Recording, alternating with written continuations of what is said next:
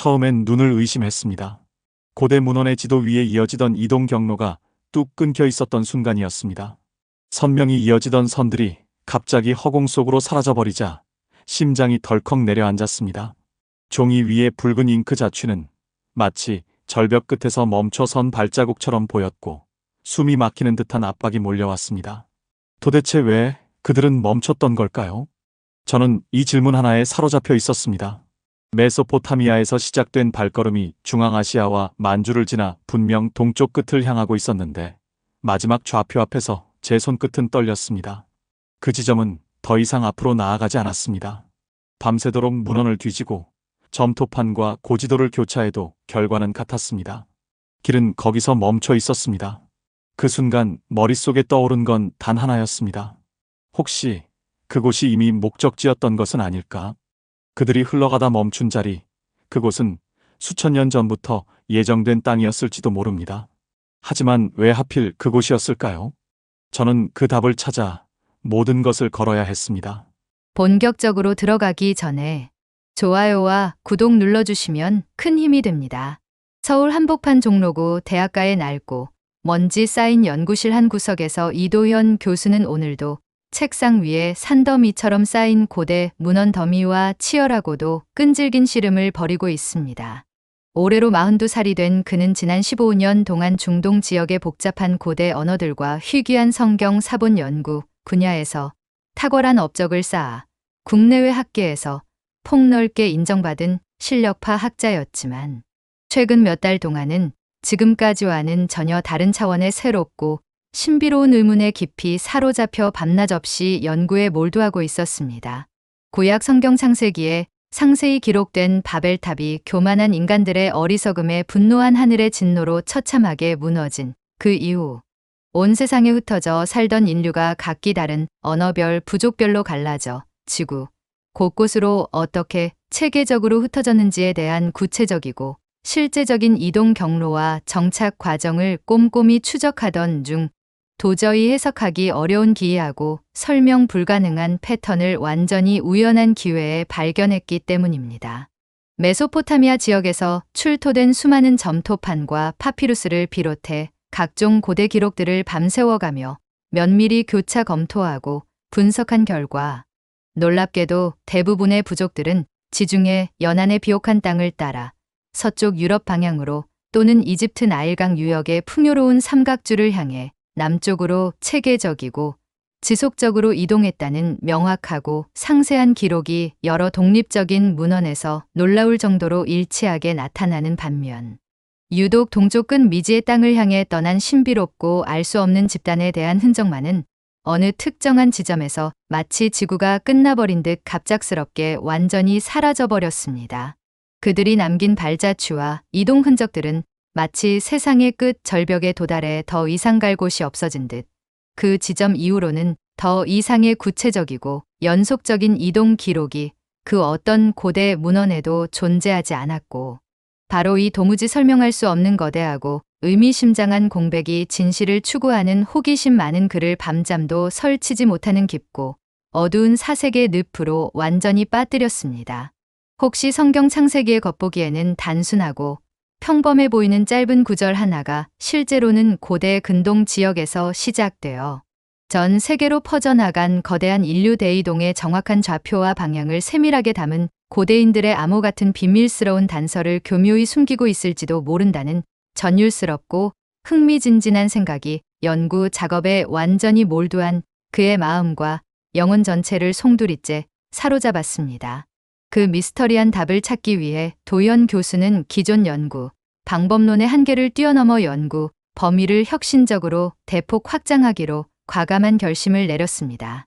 지금까지 10여 년간 고수해온 단순히 성경과 중동 지역 문헌에만 의존하던 전통적이고 보수적인 기존 방식에서 완전히 벗어나 동양 문명권의 고대 지도와 민족별로 전해 내려오는 구전, 설화까지 포함하는 방향으로 탐구 영역을 획기적으로 넓혔던 것입니다. 이러한 새로운 접근법을 통해 먼저 그가 특별히 주목하고 집중적으로 분석한 것은 기원전 3000년경 고대 메소포타미아의 우르 지역에서 발굴된 수메르 점토판에 정교하게 새겨진 신비롭고 해독 불가능한 기호들이었습니다.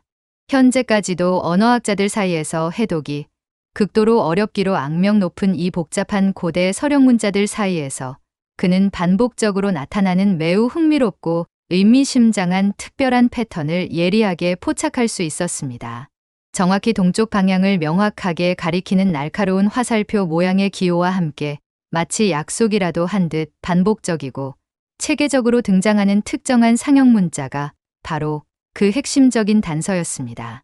하지만 더욱 놀랍고 경이로운 사실은 이와 거의 동일하거나 매우 유사한 형태의 기호와 문양이 시공간을 초월하여 중국 한나라 시대의 상세한 지리서와 우리나라 조선 전기에 제작된 정밀한 고지도에서도 명확하게 확인된다는 충격적인 발견이었습니다. 마치 수천 년이라는 긴 시간의 장벽을 가볍게 뛰어넘어 후대의 사람들에게 동일한 중요한 메시지를 끈질기게 전달하려는 듯한 이 놀라운 일치는 학문적으로 볼 때 단순한 우연의 산물로 치부하기에는 너무도 체계적이고 의도적이며 목적성이 뚜렷했습니다. 연구실 조명 아래에서 도연은 책상 위에 조심스럽게 펼쳐진 각기 다른 시대와 문명권에서 제작된 수많은 지도들을 차례로 바라보며 온몸을 관통하는 깊은 전율을 생생하게 느꼈습니다. 이 모든 고대 기록들과 지도들이 서로 다른 언어와 문화에도 불구하고 공통적으로 일치하여 가리키는 하나의 신비로운 지점이 분명히 지구상 어딘가에 실재한다는 강렬한 확신이 그의 가슴속 깊은 곳에서 뜨겁고 격렬하게 타오르기 시작했습니다. 바로 그곳이 수천 년 전 바벨탑 붕괴 이후 동쪽 끝을 향해 긴 여행을 떠났던 그 신비로운 무리들이 마침내 도달한 최종 목적지이자 운명의 정착지일 것이라는 강력하고도 확고한 직감이 연구에 몰두한 그의 온몸과 정신을 완전히 휘감았습니다.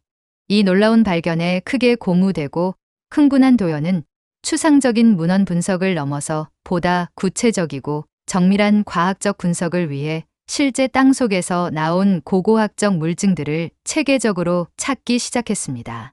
그가 우선적으로 먼저 세심하게 조사하고 분석한 것은 고대 동서 교역로인 실크로드 주변 각지에서 최근 수십 년간 발굴된 수많은 고대 유물들의 정확한 광물학적 성분과 화학적 구성 요소였습니다.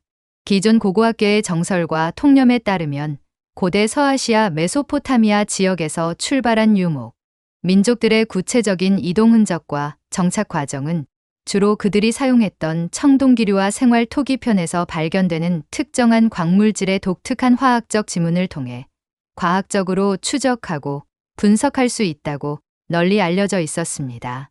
하지만 도연이 국내외 여러 연구기관으로부터 힘들게 수집하고 정리한 최신 분석 자료들은 기존 학계의 통념을 완전히 뒤엎고 전복시키는 충격적인 내용으로 가득했습니다. 중앙아시아의 광활한 스텝 지대 곳곳에서 발견된 정교한 청동 유물들의 구리 성분과 미량 원소들이 수천 킬로미터 떨어진 메소포타미아 원산지의 광물 구성과 놀라울 정도로 정확히 일치했던 것입니다. 더욱 놀랍고 경이로운 것은 이 독특한 광물학적 지문과 화학적 특성이 몽골 고원의 험준한 산맥을 넘어 만주 지역의 비옥한 평야까지 마치 점선처럼 연결되어 이어진다는 과학적으로 입증된 사실이었습니다. 마치 수천 년 전 사람들이 남긴 보이지 않는 가느다란 실처럼 긴밀하게 연결된 이 결정적인 증거들은 고대 이주민들이 걸어간 험난한 발걸음과 이동 경로를 오늘날에도 선명하고 생생하게 보여주고 있었습니다.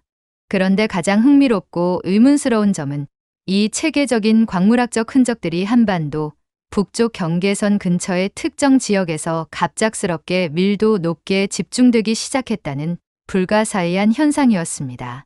마치 수천 년 동안 흘러온 거대한 강물이 드넓은 바다로 최종적으로 흘러들어가듯 지금까지 추적해온 모든 이동 경로와 흔적들이 하나의 신비로운 지점으로 자연스럽게 수렴하는 듯한 명확한 패턴을 뚜렷이 보였던 것입니다.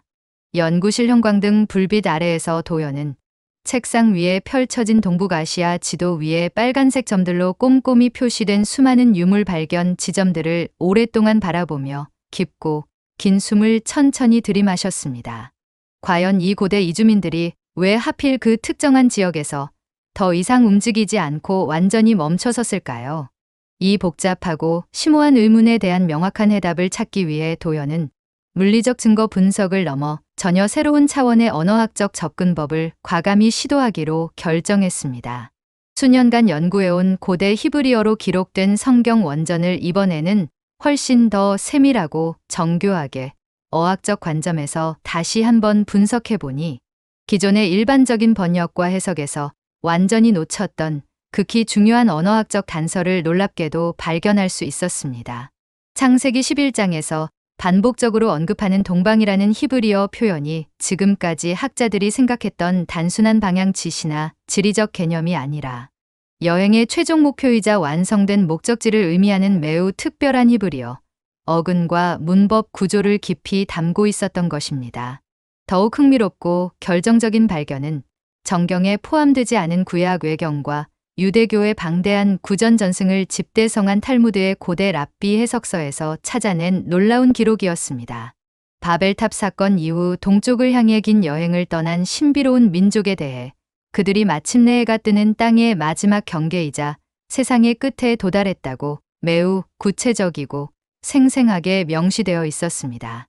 이 고대 히브리어 표현은 단지 물리적이고 지리적인 한계나 경계를 넘어서 어떤 초월적이고 신적인 계획의 최종적 완성을 깊이 암시하고 예언하는 듯한 종교적 의미를 강하게 내포하고 있었습니다. 이에 고무된 도어는 연구 범위를 더욱 확장하여 고대 중국과 한국의 역사 기록에서도 이와 놀랍도록 비슷하고 일치하는 신비로운 언급들을 차례로 찾아낼 수 있었습니다. 중국 전한시대 역사서인 한서 지리지에는 동쪽 끝 미지의 땅에 하늘의 혈통을 이어받은 천손 민족이 대대로 거주한다는 신비롭고 경외감을 불러일으키는 구절이 명확히 기록되어 있었고, 우리나라 삼국사기의 여러 편에는 하늘에서 직접 내려온 신성한 족속이라는 표현이 마치 중요한 메시지를 강조하듯 반복적이고 일관성 있게 나타나고 있었습니다. 이 시대와 문화를 초월한 모든 고대 기록들이 서로 다른 언어와 문자에도 불구하고 공통적으로 일치하여 가리키는 것은 단순한 유목민의 이주나 정착이 아니라 오래전부터 예정되고 계획된 운명적 정착이었습니다. 마치 수천 조각으로 흩어진 거대한 역사 퍼즐의 가장 중요한 마지막 조각을 마침내 찾아내는 것처럼 지금까지 수집한 모든 단서들과 증거들이 하나의 명확하고 놀라운 결론을 향해 자연스럽게 수렴하고 집중되고 있었습니다. 하지만 모든 연구가 순조롭게 진행되던 도연의 학술적 탐구는 여기서 그가 전혀 예상치 못했던 커다란 장벽과 난관에 예기치 않게 부딪히게 됩니다. 지금까지 수집하고 분석한 고고학적, 언어학적, 문헌학적 모든 증거들이 명백하고 일관성 있게 한반도라는 특정 지역을 명확히 가리키고 있음에도 불구하고 정작 이 모든 추론을 하나로 묶어줄 가장 결정적이고 핵심적인 연결고리가 여전히 모호하고 불분명했던 것입니다. 연구의 돌파구를 찾지 못한 그는 매일 밤늦도록 형광등, 불빛 아래 텅 빈 연구실에서 홀로 깊은 고민과 번민에 완전히 빠져들었습니다. 과연 어떤 혁신적인 방법과 접근으로 이 역사상 유례없는 거대한 가설을 객관적이고 과학적으로 입증하고 증명할 수 있을까요? 그러던 어느 추운 겨울날 저녁 우연히 국제학술지에서 접하게 된 최신 분자생물학과 유전학 연구 논문이 막다른 길에 다다른 그에게 전혀 새롭고 혁신적인 연구 영감을 강렬하게 제공했습니다. 서울대학교와 하버드대학교가 공동으로 진행한 한국인의 상세한 유전적 계보를 과학적으로 추적한 대규모 국제 공동연구에서 학계를 놀라게 할 매우 흥미롭고 의외의 결과가 권위 있는 학술지에 정식으로 발표되었던 것입니다.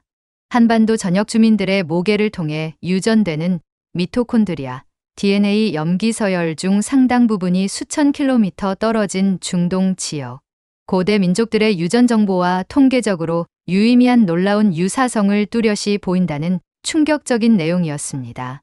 특히 북의 혈통을 나타내는 Y 염색체 하플로그룹의 정밀한 분석에서는 더욱 구체적이고 명확한 이동 경로의 단서가 과학적 데이터로 생생하게 드러났습니다.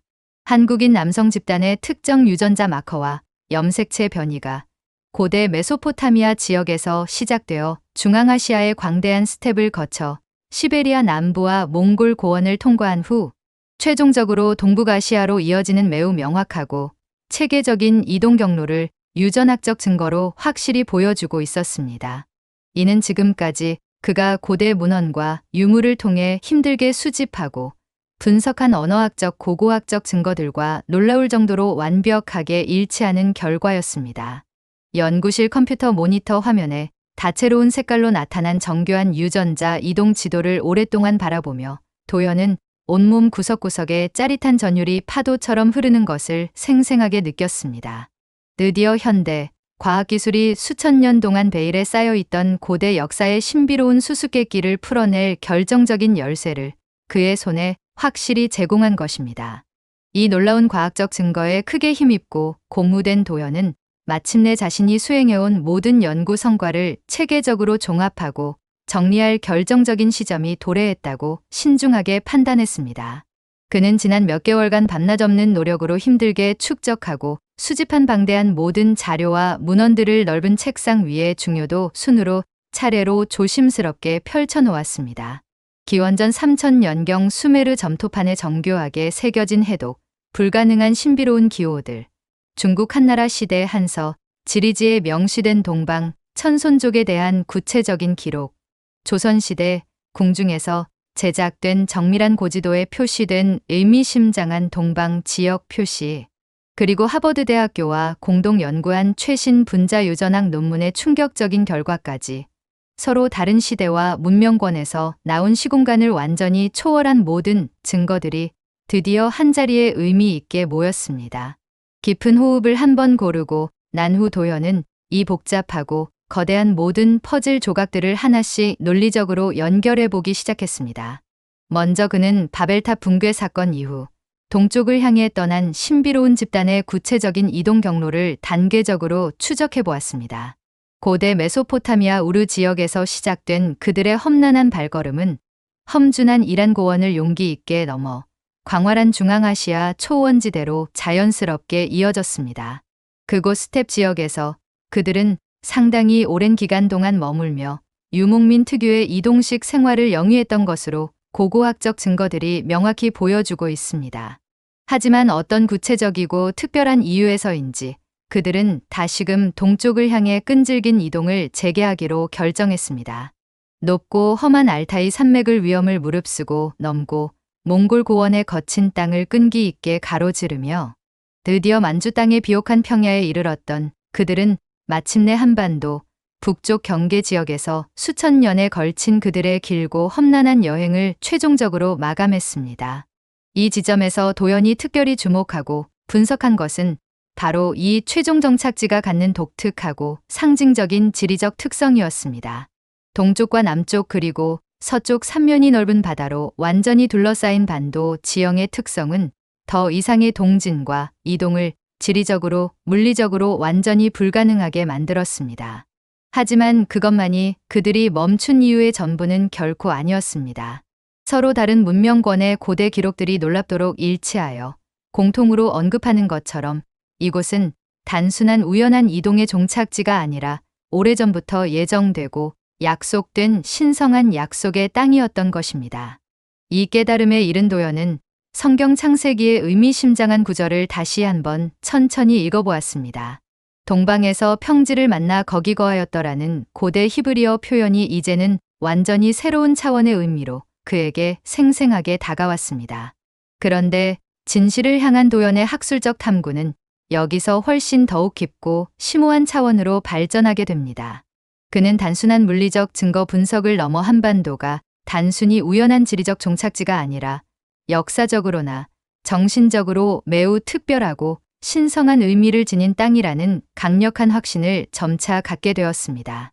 동양 고대 철학과 사상에서 오랫동안 중요하게 다뤄온 기의 흐름과 땅의 전기에 대한 이론을 체계적으로 연구해 보니 그동안 전혀 예상치 못했던 놀라운 사실을 새롭게 알게 되었기 때문입니다. 한반도는 지리학적으로 볼 때 거대한 유라시아 대륙의 모든 전기와 기운이 자연스럽게 모이고 집중되는 최고의 혈처이자 명당에 정확히 해당한다는 것이었습니다. 고대 중국의 권위 있는 풍수지리서와 역학서에서는 이런 특별한 지형을 용의 머리 또는 용의 보주라는 상징적 표현으로 묘사했고, 우리나라 조선시대의 각종 지리서와 실학자들의 저술에서는 이를 하늘이 내린 금수강산이라는 경외감 넘치는 말로 그 유례없는 특별함을 강조하고 찬탄했습니다. 더욱 흥미롭고 경이로운 것은 이런 동양적 지리 철학과 사상이 놀랍게도 고대 근동 지역의 예언서와 종교적 문헌들과도 신비롭게 연결되고 일치한다는 충격적인 발견이었습니다. 구약 성경의 여러 선지서에서 반복적으로 언급하고 강조하는 동방의 섬들 또는 다다 끝의 땅이라는 예언적 표현이 바로 한반도와 같은 독특한 반도 지형을 직접적으로 가리키는 것으로 신학적으로 해석될 수 있었습니다. 이런 놀라운 연결고리를 발견한 도연은 가슴 뛰는 마음으로 이사야서의 의미심장한 구절을 조심스럽게 펼쳐보았습니다. 바다 건너편 먼 섬들아 잠잠하고 나를 들으라 백성들아 힘을 새롭게 하라는 고대 히브리어 말씀이 이제는 완전히 새롭고 생생한 의미로 그에게 강렬하게 다가왔습니다. 과연 이 모든 역사적, 언어적, 지리적 증거들의 일치가 단순한 우연의 산물이고 일치일까요? 바벨탑에서 언어가 혼잡해져 사방으로 흩어진 수많은 민족들 중에서 유독 동쪽으로 떠난 한 무리만이 이토록 특별하고 신성한 의미를 가진 약속의 땅에 정착하게 된 것이 과연 단순한 지리적 우연일까요? 연구실 조용한 정막 속에서 도연은 이제 점점 더 큰 역사의 그림과 거대한 섭리의 계획이 서서히 보이기 시작한다고 깊이 느꼈습니다. 이는 단순한 인간 역사의 범주가 아닌 초월적 섭리와 신적 계획의 신비로운 영역일지도 모른다는 경외스러운 생각이 학자로서의 그의 마음과 영혼을 완전히 사로잡았습니다. 이런 경이로운 깨달음과 통찰에 이른 도연은 이제 한 가지 더욱 근본적이고 결정적인 철학적 의문에 피할 수 없이 직면하게 됩니다. 만약 지금까지 탐구해온 이 모든 역사적 증거와 발견들이 단순한 우연한 역사적 사건이나 민족 이동이 아니라 훨씬 더 크고 심오한 초월적 계획의 중요한 일부라면, 현재 이 시대 한반도에 살고 있는 우리 한민족은 과연 역사와 세계 앞에서 무엇을 의미하는 특별한 존재일까요? 그는 이 심오하고 복잡한 질문에 학자적 양심으로 정확히 답하기 위해 한민족의 고유한 정체성과 독특한 문화적 특성들을 체계적이고 면밀하게 살펴보기 시작했습니다. 먼저 그가 언어학자로서 특별히 주목하고 분석한 것은 한국어가 갖는 세계적으로 유례없는 독특한 언어적 특성과 구조적 완성도였습니다. 한국어는 분류학적으로 알타이어족에 속하면서도 몽골어나 터키어 같은 다른 동족 언어들과는 명확히 구별되는 매우 고유하고 독립적인 문법 구조와 어휘 체계를 지니고 있습니다. 특히 세계 언어학계에서도 경탄하는 높임법과 경어 체계는 인류 언어 중에서 가장 정교하고 복잡하며 세분화된 형태를 자랑스럽게 보여줍니다.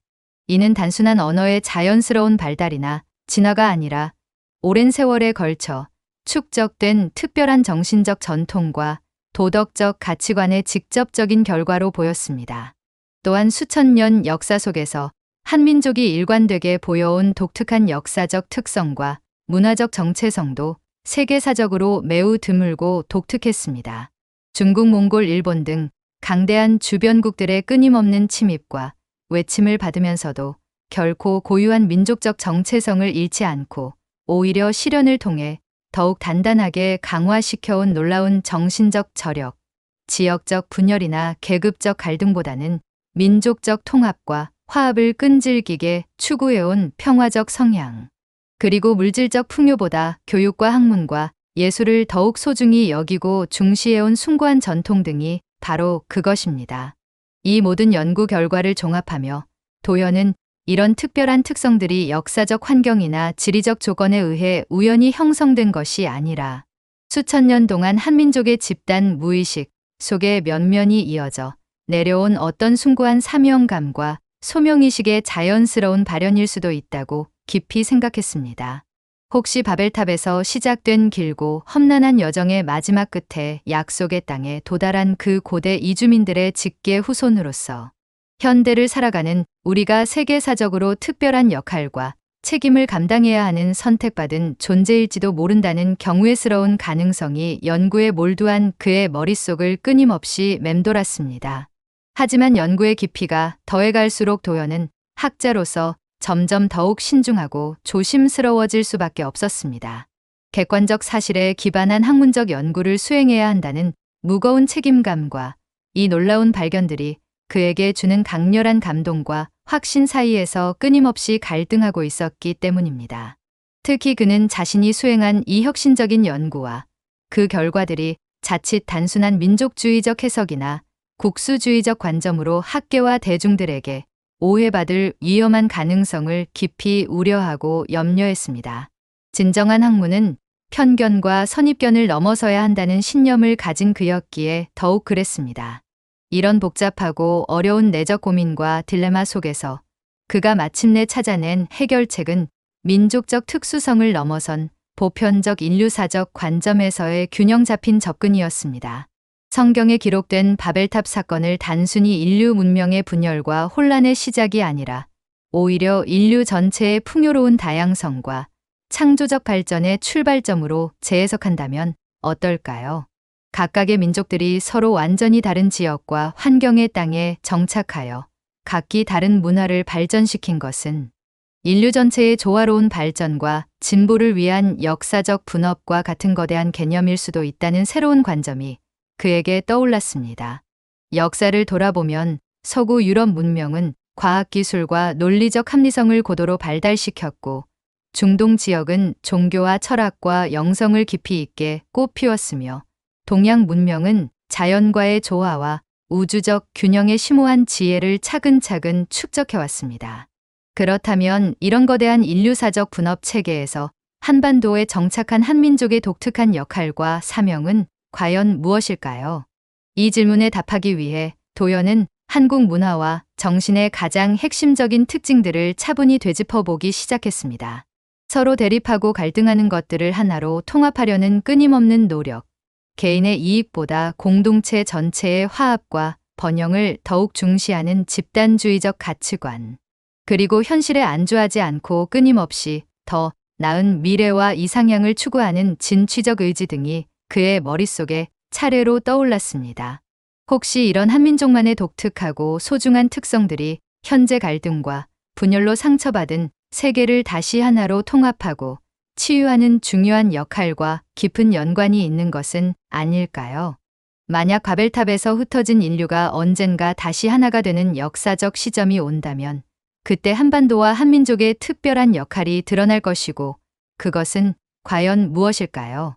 바로 이 중요한 지점에서 도연의 학술적 연구는 그가 전혀 예기치 못했던 흥미로운 전환점과 새로운 국면을 맞게 됩니다. 그동안 오로지 고대 역사와 문헌 자료에만 의존해왔던 그가 이제는 눈앞에서 벌어지고 있는 현실 세계의 급속한 변화와 현상들의 날카로운 학자적 관심을 기울이기 시작한 것입니다.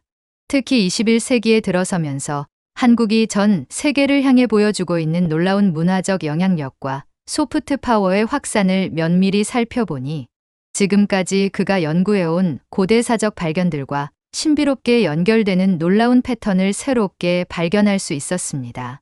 방탄소년단을 비롯한 K-팝과 오징어 게임 같은 한국 드라마가 아시아를 넘어 유럽과 아메리카 대륙까지 전 세계를 문자 그대로 휩쓸고 있는 이 전례 없는 문화적 현상은 단순한 대중문화나 엔터테인먼트 산업의 상업적 성공을 훨씬 넘어서는 깊은 정신적 의미를 담고 있었습니다. 전 세계인들의 마음을 사로잡고 있는 이들 한국 문화 콘텐츠의 가장 핵심적인 메시지는 과연 무엇일까요? 혈연을 넘어선 진정한 가족애와 변하지 않는 우정, 자신을 희생하며 타인을 배려하는 이타적 정신, 그리고 어떤 시련과 고난이 와도 꿈과 희망을 결코 포기하지 않는 불굴의 의지 등이 바로 그것이었습니다. 물질적 풍요와 개인적 성공만을 추구하는 서구 문화에 지친 전 세계 젊은이들이 한국 문화에 이토록 열광하고 공감하는 근본적인 이유가 바로 여기에 있었던 것입니다. 경제적 부와 물질적 성공보다 정신적 가치와 인간적 품격을 더욱 소중히 여기고 추구하는 한국적 메시지가 각박하고 냉정한 현대, 자본주의 사회에 살아가는 사람들의 메마른 가슴에 깊은 울림과 위로를 주고 있었습니다. 이 모든 현상을 지켜보며 도연은 이것이 결코 우연한 일치나 단순한 시대적 흐름이 아니라고 확신하기 시작했습니다.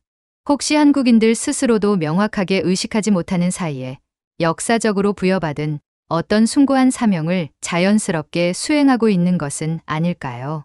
갈등과 대립으로 분열된 현대 세계의 화합과 평화의 메시지를 전하고 무한 경쟁보다 상생과 협력의 가치를 전 인류에게 일깨우는 중요한 역할을 말입니다. 인터넷과 소셜미디어 등 첨단 정보통신 기술의 발달로 하나로 연결된 지구촌 시대에 한반도라는 작은 땅에서 나온 문화적 메시지가 언어와 인종과 국경을 초월하여 전 인류에게 빠른 속도로 전달되고 있는 이 놀라운 현상을 지켜보며 도연은 지금까지 상상하지 못했던 새로운 차원의 가능성을 보기 시작했습니다. 그런데 여기서 예리한 관찰력을 지닌 도연은 지금까지 발견한 것들보다 훨씬 더 놀랍고 흥미로운 역사적 연결고리를 새롭게 포착하게 됩니다. 현재 진행되고 있는 한국의 급속한 문화적 확산과 전파가 보여주는 지리적 방향성이 놀랍게도 고대 바벨탑 사건 이후 그들 조상이 보여준 이동 경로와 정확히 정반대 방향이라는 매우 의미심장한 사실이었습니다.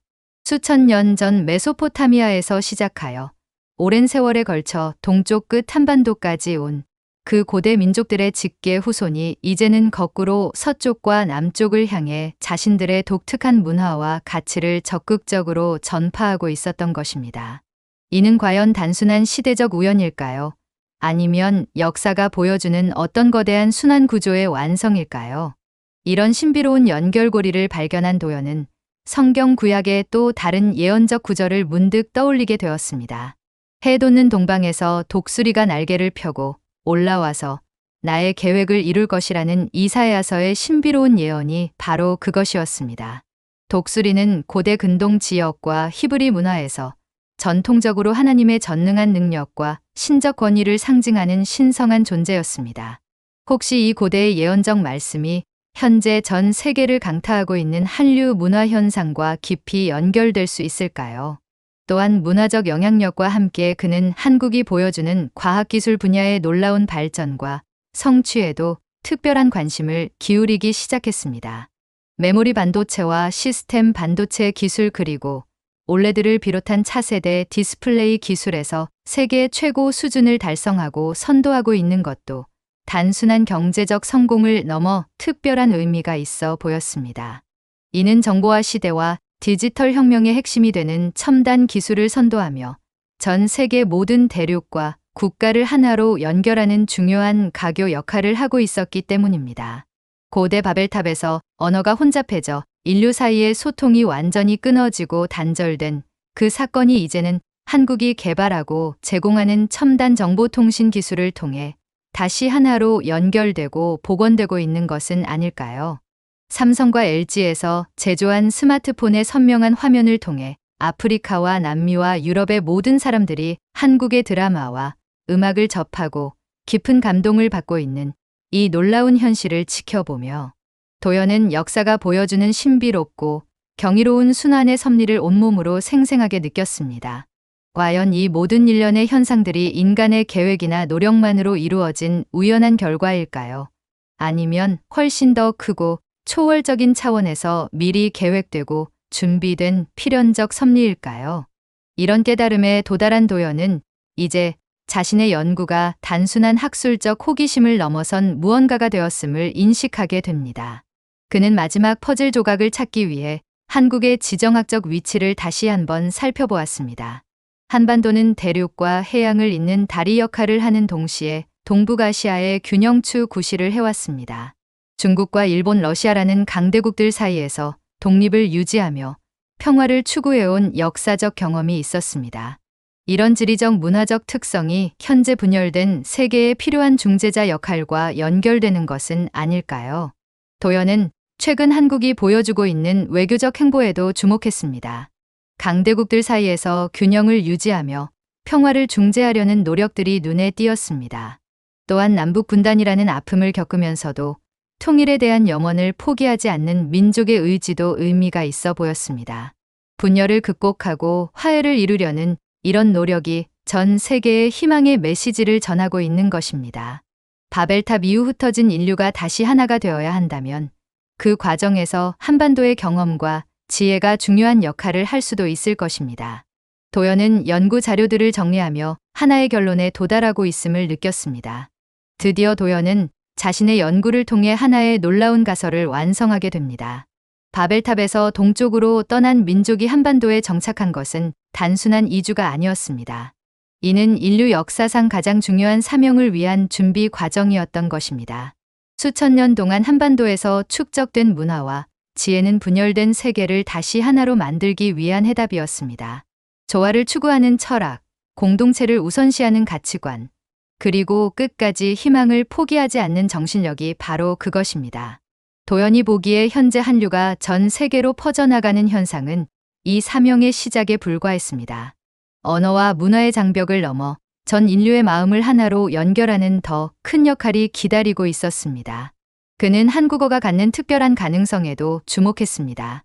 높임법과 존댓말로 이루어진 한국어의 구조는 상대방을 배려하고 존중하는 마음을 언어 자체에 담고 있습니다. 이런 언어적 특성이 갈등 해결과 평화 구축의 중요한 열쇠가 될 수 있다고 그는 믿었습니다. 도연은 책상 위에 펼쳐진 자료들을 바라보며 가슴이 뛰는 것을 느꼈습니다.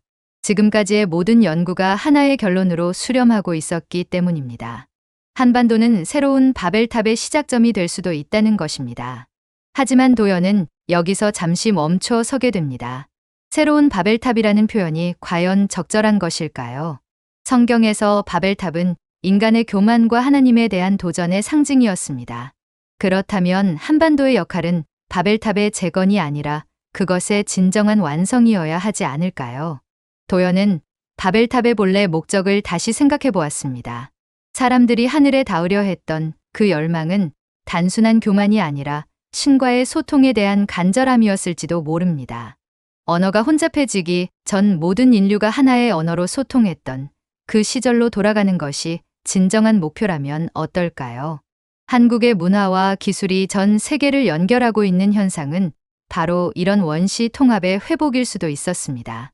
도연은 성경의 또 다른 장면을 떠올렸습니다. 오순절 성령강림 사건에서 각기 다른 언어를 사용하는 사람들이 서로의 말을 알아들을 수 있었던 기적 말입니다. 혹시 현재 한류를 통해 벌어지고 있는 현상이 이와 유사한 것은 아닐까요? 언어가 달라도 음악과 드라마를 통해 감정과 가치를 공유하고 있으니 말입니다. 도연은 이제 자신의 연구가 어디로 향하고 있는지 명확히 보이기 시작했습니다. 이런 통찰에 이른 도연은 마침내 자신의 연구 여정이 끝나가고 있음을 깨달았습니다. 하지만 동시에 더 큰 의문이 그를 사로잡기 시작했습니다. 과연 이 모든 것을 한민족 스스로 알고 있을까요? 자신들이 특별한 역사적 사명을 지닌 민족이라는 사실을 의식하고 있을까요? 도연은 한국 사회를 둘러보았습니다. 대부분의 사람들은 일상에 바쁘게 살아가며 이런 거대한 역사적 맥락을 생각할 겨를이 없어 보였습니다. 오히려 자국 문화에 대한 자신감보다는 서구, 문명에 대한 동경이 더 클 때가 많았습니다. 하지만 역설적으로 이런 무의식성이야말로 더욱 순수한 역할 수행을 가능하게 하는 것은 아닐까요? 의도나 계산 없이 자연스럽게 흘러나오는 문화적 메시지가 더 진정성 있게 전 세계에 전달되고 있었기 때문입니다. 도연은 한국인들이 보여주는 특별한 행동 양식들을 떠올려 보았습니다. 어려운 이웃을 돕는 정, 함께 나누려는 공동체 의식, 그리고 불의에 맞서는 용기 등이 그것입니다. 이런 특성들이 바로 분열된 세계를 치유할 수 있는 핵심 가치들이었습니다. 그렇다면 중요한 것은 이 사명을 의식적으로 깨닫는 것이 아니라 지금처럼 자연스럽게 살아가는 것일지도 모릅니다. 도연의 연구는 이제 마지막 단계에 접어들었습니다. 그는 지금까지 발견한 모든 증거들을 종합하여 하나의 완전한 그림을 그려보려 했습니다. 바벨탑 붕괴 후 동쪽으로 향한 민족의 여정, 한반도라는 특별한 땅에서의 정착, 그리고 현재 전개되고 있는 문화적 역할까지 모든 것이 하나의 연결된 이야기였습니다. 하지만 여전히 풀리지 않는 핵심 질문이 남아 있었습니다. 왜 하필 지금 이 시대일까요? 왜 21세기에 들어서야 한국의 역할이 본격적으로 드러나기 시작한 걸까요? 도연은 현재 인류가 직면한 위기들을 생각해 보았습니다. 기후변화와 환경 파괴, 경제적 불평등의 심화, 그리고 각종 갈등으로 인한 사회적 분열 등이 그것입니다. 이런 문제들은 개별 국가의 힘만으로는 해결할 수 없는 전 지구적 과제들이었습니다. 협력과 연대가 그 어느 때보다 절실한 시점이었던 것입니다. 바로 이런 때에 화합과 배려의 가치를 담은 한국 문화가 전 세계로 퍼져나가고 있는 현상을 우연이라고 할 수 있을까요? 도연은 이것이 역사가 보여주는 완벽한 타이밍이라고 생각했습니다. 인류가 가장 절실하게 필요로 하는 순간에 나타난 희망의 메시지였던 것입니다. 이제 도연은 자신의 연구 결과를 정리할 때가 왔다고 느꼈습니다. 그는 연구실 창가에 서서 서울 시내를 내려다보았습니다. 분주히 움직이는 사람들 사이로 한류 스타들의 광고판이 보였고 외국인 관광객들이 한국 문화를 체험하려고 줄지어 서 있는 모습이 눈에 들어왔습니다. 이 모든 것이 우연일까요? 아니면 수천 년 전부터 예정된 계획의 실현일까요? 도연은 마침내 확신에 이르렀습니다. 한반도는 바벨탑 이후 흩어진 인류를 다시 하나로 모으는 구심점 역할을 하고 있다는 것입니다. 물론 이는 물리적 통합이 아닙니다. 문화와 정신을 통한 화합이었습니다. 한국의 음악과 영상 콘텐츠가 전 세계인들의 마음을 움직이고 있는 현실이 바로 그 증거였습니다. 그는 책상으로 돌아가 마지막 문단을 작성하기 시작했습니다. 하지만 글을 쓰던 손이 멈춰졌습니다. 과연 이런 내용을 학술 논문으로 발표할 수 있을까요? 너무나 거대하고 초월적인 주제라 학계의 비판을 받을 수도 있었습니다. 그렇다면 이 발견을 어떻게 세상에 알려야 할까요? 도연은 깊은 고민에 빠졌습니다. 진실을 알았다고 해서 반드시 그것을 공개해야 하는 것일까요? 바로 그때 도연에게 예상치 못한 전화가 걸려왔습니다. 미국의 한 유명 대학에서 한국학 연구소 설립을 위한 자문을 요청하는 내용이었습니다. 전화를 끊은 후 그는 이것이 단순한 우연이 아니라는 생각이 들었습니다.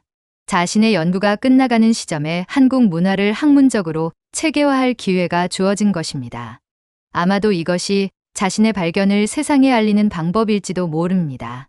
학술 논문이 아닌 교육과 연구를 통해서 말입니다. 도연은 문득 깨달았습니다. 진실을 혼자만 알고 있을 필요는 없다는 것을 말입니다. 오히려 많은 사람들이 이 역사적 연결고리를 이해할 때 한민족의 정체성과 사명감이 더욱 명확해질 것입니다. 그는 다시 책상 앞에 앉아 새로운 계획을 세우기 시작했습니다. 단순한 연구 결과 발표가 아니라 한국 문화의 세계사적 의미를 체계적으로 알리는 프로젝트를 구상한 것입니다. 다큐멘터리 제작도 고려해볼 만했습니다. 일반 대중들이 쉽게 이해할 수 있는 방식으로 이 놀라운 발견을 공유하는 것입니다.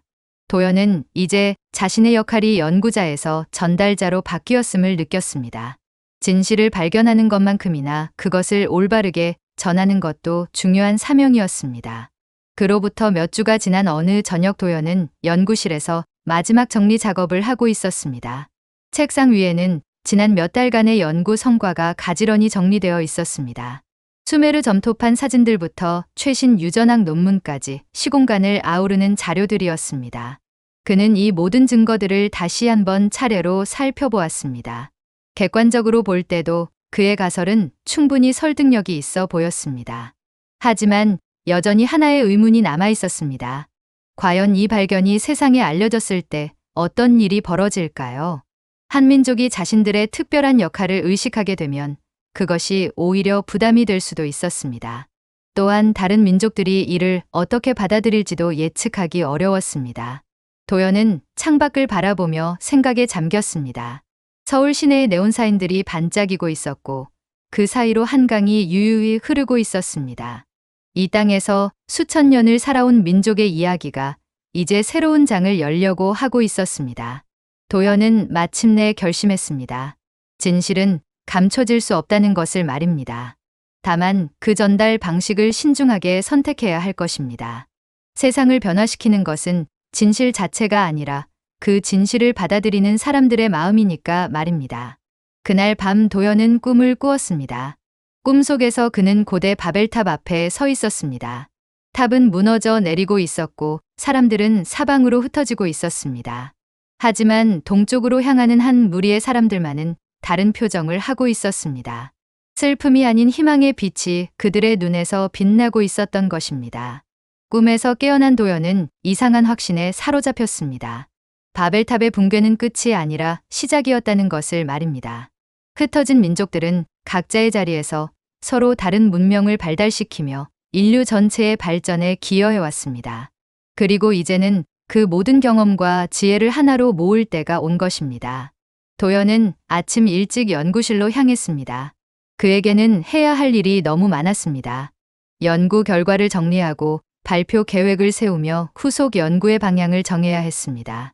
하지만 무엇보다 중요한 것은 이 발견의 진정한 의미를 사람들에게 전달하는 일이었습니다. 한민족의 특별함을 강조하는 것이 아니라 모든 민족이 각자의 고유한 역할을 갖고 있음을 알리는 것이 그의 목표였습니다.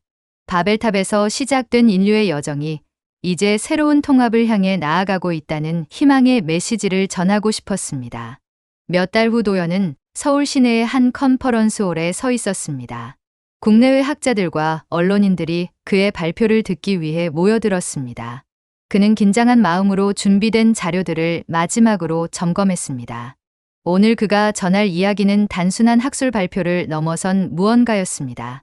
발표가 시작되자 청중들은 처음에는 의구심 어린 표정을 지었지만 점차 그의 논리에 빠져들기 시작했습니다. 고고학적 증거들과 언어학적 분석, 그리고 현대의 문화 현상까지 모든 것이 하나의 일관된 이야기로 연결되고 있었기 때문입니다. 발표가 끝나자 청중석에서는 뜨거운 박수가 터져 나왔습니다. 하지만 도연에게는 박수보다 더 중요한 것이 있었습니다. 사람들의 눈빛이 달라진 것을 본 것입니다. 의심과 회의에서 이해와 감동으로 바뀐 그 변화를 느꼈습니다. 질의응답 시간에 한 외국인 학자가 물었습니다. 그렇다면 앞으로 우리는 어떻게 해야 할까요? 도연은 잠시 생각한 후 대답했습니다. 우리는 각자의 자리에서 최선을 다하면 됩니다. 한 민족은 한 민족대로, 다른 민족들은 그들대로 말입니다.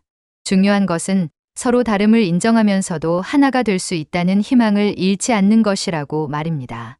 발표를 마치고 연구실로 돌아온 도연은 창가에 서서 석양에 물든 한강을 바라보았습니다. 그의 연구는 끝났지만 진짜 이야기는 이제부터 시작이라는 생각이 들었습니다.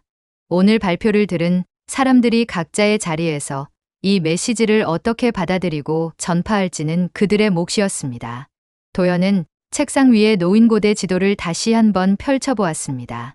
수천 년 전 바벨탑에서 시작된 긴 여정의 끝에 도달한 이 땅에서 새로운 출발이 준비되고 있었습니다. 그런데 문득 또 다른 의문이 그를 사로잡았습니다. 과연 이 모든 발견이 우연이었을까요? 아니면 그 자신도 이 거대한 계획의 일부였을까요? 바벨탑의 진실을 밝혀내도록 이끌린 것도 어떤 목적이 있었던 것은 아닐까요? 도연은 미소를 지었습니다. 이런 질문들에 대한 답을 찾는 것은 또 다른 연구자의 몫일지도 모른다고 생각했습니다. 그는 연구실 문을 잠그며 조용히 속삭였습니다. 그들은 왜 동방의 끝에서 멈춰 섰을까요? 선택이었을까요? 운명이었을까요? 아니면 아직 우리가 모르는 더 큰 계획이 숨어 있는 걸까요? 이 질문들은 영원히 우리 마음속에 남아 또 다른 탐험을 부르고 있을 것입니다. 오늘의 이야기는 여기까지입니다. 재미있게 보셨다면 구독과 좋아요 부탁드려요. 따뜻한 이야기로 다시 찾아뵙겠습니다. 감사합니다.